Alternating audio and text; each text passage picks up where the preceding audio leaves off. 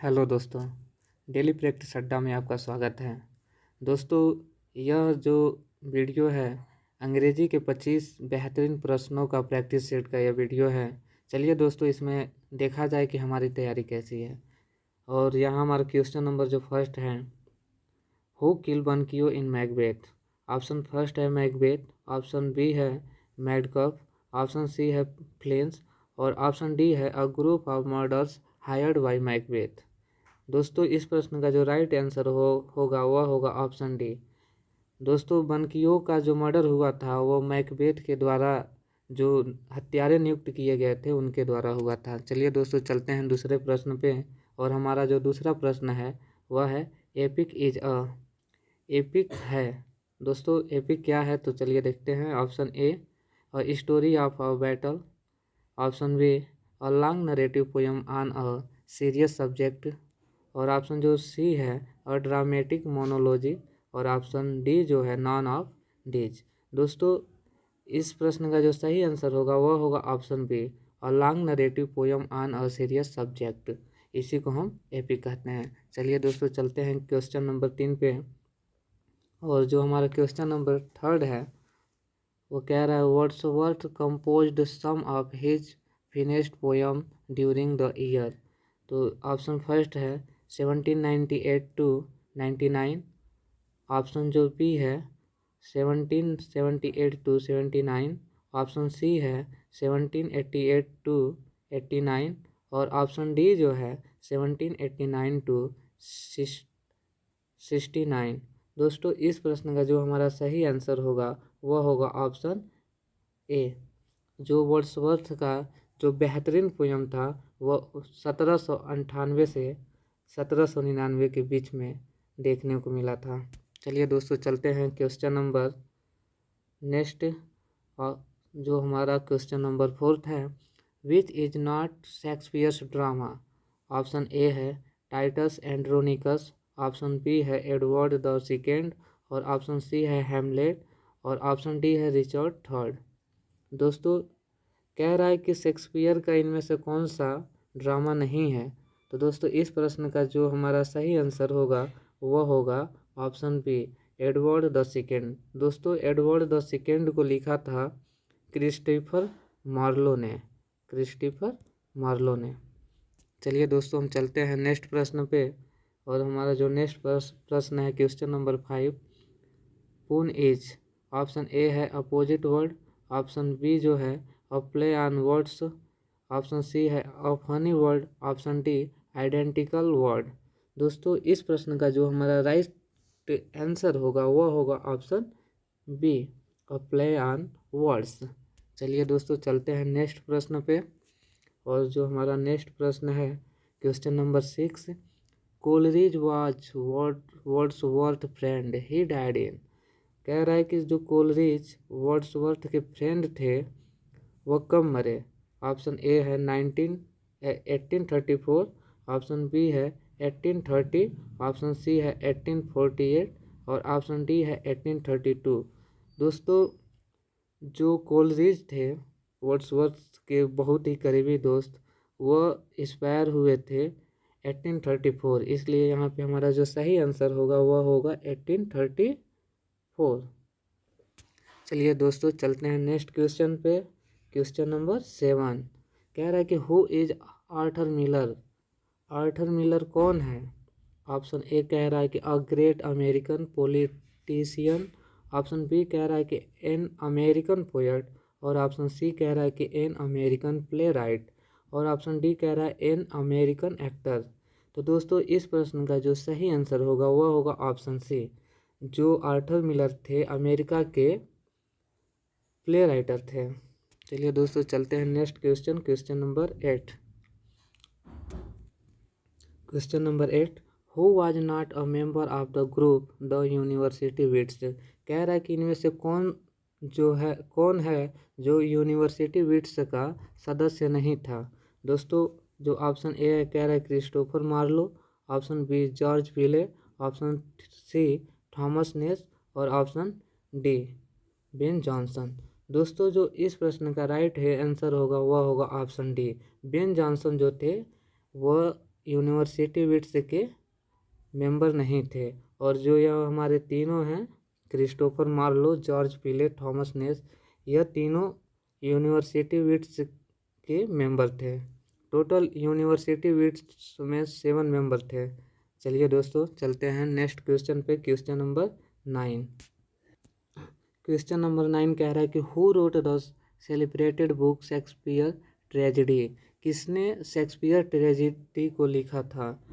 AC Bradley, option A कह रहा है AC ब्रैडली, ऑप्शन बी कह रहा है एडवर्ड ब्रैडली, और ऑप्शन सी कह रहा है FH ब्रैडली, और ऑप्शन डी कह रहा है डॉक्टर H ब्रैडली। दोस्तों इस प्रश्न का जो राइट आंसर होगा वह होगा ऑप्शन ए AC ब्रैडली। चलिए दोस्तों चलते हैं नेक्स्ट क्वेश्चन, क्वेश्चन नंबर 10 पे।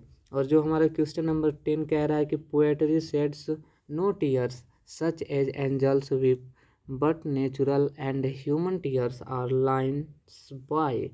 कह रहा है कि poetry sheds no tears such as angels weep but natural and human tears, यह लाइन जो है किनकी है? ऑप्शन ए कह रहा है कि कोलरेज की है, कोलरेज, ऑप्शन बी कह रहा है वर्ड्सवर्थ की है, और ऑप्शन सी कह रहा है कि शैली की है, और ऑप्शन डी कह रहा है कि किट्स की है। दोस्तों जो इस प्रश्न का राइट आंसर होगा वह होगा वर्ड्सवर्थ। यह जो लाइन है वर्ड्सवर्थ की है। चलिए दोस्तों चलते हैं next question, question number 11। Question number 11 जो है कह रहा है कि the regular ode is a close imitation of. क्या ऑप्शन ए कह रहा है पेट्रार्क, ऑप्शन बी कह रहा है शैली, ऑप्शन सी कह रहा है टाटा, और ऑप्शन डी कह रहा है पिंडर। दोस्तों इस प्रश्न का जो राइट आंसर होगा वह होगा पिंडर। चलिए दोस्तों चलते हैं नेक्स्ट क्वेश्चन, क्वेश्चन नंबर 12। और जो हमारा क्वेश्चन नंबर 12 है वह कह रहा है कि who is the central character of the 12th night. Option A कह रहा है कि ड्यूक, ऑप्शन बी कह रहा है वियोला, ऑप्शन सी कह रहा है फेस्ट, और ऑप्शन डी कह रहा है नॉन ऑफ डीज। कह रहा है कि जो 12th नाइट जो विलियम शेक्सपियर ने लिखा था उसका जो सेंट्रल मुख्य जो कैरेक्टर है कौन था? तो दोस्तों इस प्रश्न का जो राइट आंसर होगा वह होगा वियोला। चलिए दोस्तों चलते हैं next question, question number 13। How many leading women characters are there in 12th Night. कह रहा है कि 12th नाइट में कितने औरतों ने रोल को दिखाया गया है? ऑप्शन ए कह रहा है 2, ऑप्शन बी कह रहा है 3, ऑप्शन सी कह रहा है 4, और ऑप्शन डी कह रहा है कि नॉन ऑफ दीज, इनमें से कोई नहीं। तो दोस्तों इस प्रश्न का जो राइट आंसर होगा वह होगा 2।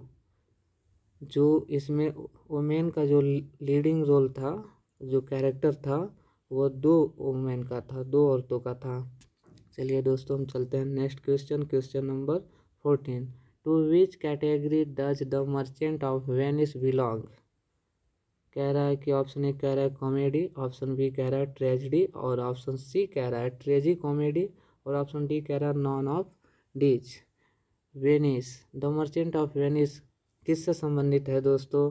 कॉमेडी से है कि ट्रेजेडी से है कि ट्रेजी कॉमेडी से है कि नॉन ऑफ डीज, इनमें से किसी से नहीं है। तो दोस्तों इस प्रश्न का जो राइट आंसर होगा वह होगा ऑप्शन सी। जो विलियम शेक्सपियर ने the Merchant of Venice play लिखा है वह ट्रेजी कॉमेडी है। चलिए दोस्तों चलते हैं next question, question number 15।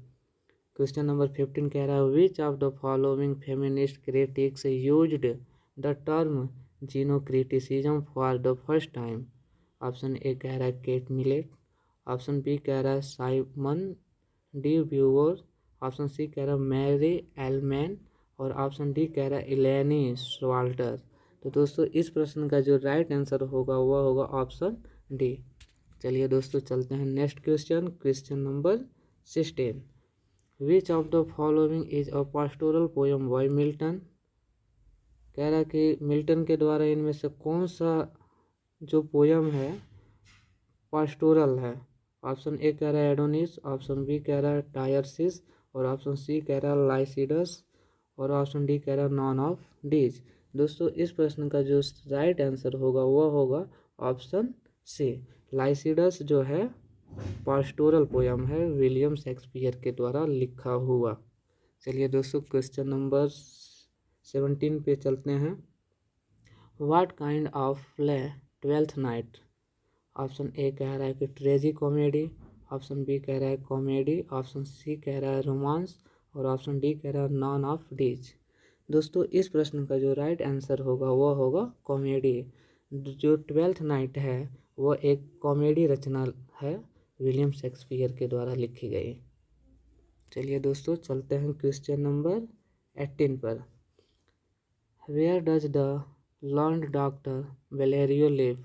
Option A कह रहा है बेलमोंट, ऑप्शन बी कह रहा है पडुआ, ऑप्शन सी कह रहा है वेनिस और ऑप्शन डी कह रहा है नॉन ऑफ डीज। दोस्तों इस प्रश्न का जो राइट आंसर है वह होगा वेनिस। इस प्रश्न का जो राइट आंसर होगा वह होगा वेनिस। बेलोरियो वेनिस में रहते थे। चलिए दोस्तों चलते हैं next question, question number 19। Question number जो 19 है वो कह रहा है कि who is the first of Portia's shooters.